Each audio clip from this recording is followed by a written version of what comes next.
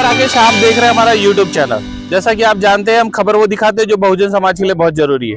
आज हम पहुंचे हैं वाड़ी के एक बौद्ध विहार में, और यहाँ पर में संडे का दिन है आज, और संडे के दिन का उपलक्ष्य साधते हुए छोटे छोटे जो बच्चे हैं, आप देख सकते हैं यहाँ पर में अभी लंच हुआ है इनका, और इनके लिए एक बहुत स्पेशल प्रोग्राम यहाँ रखा गया है। क्यों रखा गया है और किसके द्वारा रखा गया और इसके पीछे क्या उद्देश्य है, जानना चाहेंगे। क्या परिचय है मॅडम आपका? जय भीम सर्वांना। मी पल्लवी वानखेडे आणि अमोली मैत्रेय संघामध्ये काम करते। अमोली मैत्रेय संघ हा गेल्या 3 वर्षापासून लहान मुलांसाठी आणि महिलांसाठी काम करते। वेगवेगळ्या विषयावर आम्ही मुलांसाठी आणि महिलांसाठी काम करतो। तो आज जो आपने कार्यशाला रखी है, ये हर रविवार को रहती है? एवरी संडे तो नहीं रहती है, लेकिन हम मोस्ट ऑफ द टाइम ऐसा करते हैं कि जैसे हम बच्चों के लिए क्लासेस भी चलाते हैं, यानी बिहार में उसको हम संडे स्कूल बोलते हैं, कि जो बच्चों को हम अच्छी अच्छी बातें सिखा सके। जैसे आज का हमारा जो विषय है, जो टॉपिक है आज का, कि मोबाईल फ्री संडे। म्हणजे लहान मुलं आपण बघतो की लहान मुलं हे मोबाईलच बघत असतात आणि मोस्ट ऑफ द त्यांचा वेळ हा फोनमध्ये जातो। तर फोनमध्ये त्यांचा वेळ न जाता त्यांनी अदर ॲक्टिव्हिटी मधून आपण त्यांना कसं काय चांगल्या गोष्टी, चांगल्या सवयी शिकवू शकतो, यासाठी आम्ही आज इथे मोबाईल फ्री संडे ही ॲक्टिव्हिटी अमोली मैत्रेय संघातर्फे ठेवलेली आहे। अमूमन देखा ये जाता है कि जितने भी धार्मिक स्थल है, जैसे कि ये बौद्ध विहार है, तो धार्मिक स्थलों पे अधिकतर धार्मिक चीजों की बात होती है। आप लोग बच्चों के लिए इतना ये जो इनिशिएटिव लाए, इसके पीछे क्या मकसद है आपका? इनिशिएटिव असा आहे की धर्माचं काम हे धार्मिक स्थळावरून होते, पण आमचं असं इंटेन्शन आहे किंवा आमचं असं म्हणणं आहे की आपण विहार तिथे शिक्षण केंद्र बनलं पाहिजे, आणि जो आमच्या विहाराचा उपयोग आहे तो चांगल्या कामासाठी झाला पाहिजे, तिथून मुलं शिकली पाहिजे, घडली पाहिजे, हा उद्देश आहे। आणि म्हणून आम्ही नुसतं विहार हे फक्त प्रार्थनेचं स्थळ नसून तिथून शिक्षण देऊन आपण मुलांना चांगल्या पद्धतीचं घडवू शकतो, आणि त्यातूनच उद्याची नवी पिढी ही चांगल्या विचारांची घडली पाहिजे।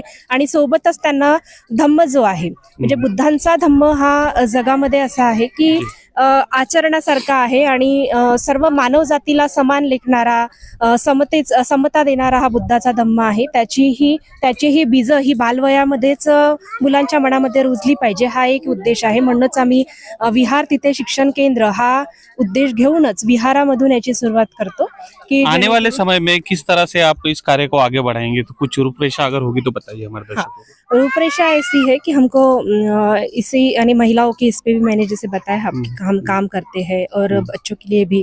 तो जसं आज आम्ही मुलांसाठी संडे फ्री ऍक्टिव्हिटी ठेवली, तसेच आम्ही पॅरेंट्ससाठी पॅरेंटिंग सुद्धा एक असा सेशन ठेवत असतो की ज्याच्यामध्ये आजकाल पॅरेंट्सला सुद्धा बरेच प्रॉब्लेम जातात मुलांना सांभाळायला, मुलांना समजून घेण्याला. जसे किशोरवयीन मुलं असतात, त्यांच्या बऱ्याच समस्या असतात, ज्यांचं मुलांशी ते बोलू शकत नाही किंवा त्यांचं संवाद नसतो मुलांशी.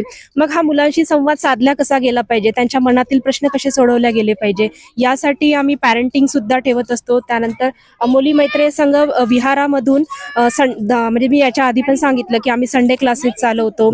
सोबतच महिलांसाठी वेगवेगळ्या विषयावर आम्ही कार्यशाळा ठेवतो की जसं मग ते एखाद्या उपलक्ष्यावर आम्ही ठेवतो. जसं की आता सावित्रीबाई फुलेंची जयंती आहे, तर अशा वेळी मग आम्ही महिलांना कायदेविषयक मार्गदर्शन असेल किंवा आरोग्यविषयक सल्ला असेल की काय केलं पाहिजे, म्हणून महिलांसाठी अशा पद्धतीचा कार्यक्रम राबवतो आणि सोबतच मुलांसाठी राबवतो. जी, बाबा साहब ने एक बात कही थी कि जो बुद्ध विहार है वो आंदोलन के केंद्र बनने चाहिए, तो पूरे देश भर में हजारों आज बुद्ध विहार तैयार हो गए हैं. तो आप हमारे चैनल के माध्यम से उन सारे बुद्ध विहारों को और उनके जो कार्यकर्ता है उनको क्या संदेश देना चाहेंगे?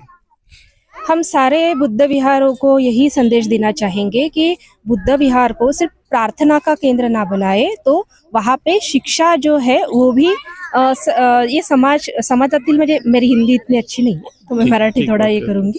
तर या समाजातील तळागाळातल्या मुलांपर्यंत शिक्षण कसं पोहोचवता येईल आणि चांगल्या विचाराची सुजाण नागरिक आम्हाला या देशासाठी कसे घडवता येईल, यासाठी विहाराचा उपयोग हे शिक्षण केंद्र म्हणून झालं पाहिजे, हे सगळ्या विहारांना मी इथून संदेश देईल अमोली मैत्रे संघात. जी, तो मैं थोड़ा सा हिंदी में आपको बताना चाहता हूँ. उनका ये कहना है कि जो विहार है उन विहारों से शिक्षा का प्रचार और प्रसार होना चाहिए, और इस समाज को आज जो जरूरत है, जिस शिक्षा की बाबा साहब ने कहा था कि शिक्षा शेरनी का दूध है, वो शेरनी का दूध इन विहारों से जाना चाहिए, ऐसा उनका कहना है. और आपका ये सपना बहुत, आपने जो इनिशिएटिव लिया है वो बहुत सफल होगा, ऐसा हम हमारे दर्शकों की तरफ से भी मनोकामना करते हैं. और साथियों, आज का वीडियो आपको कैसा लगा हमें कमेंट करके जरूर बताइएगा.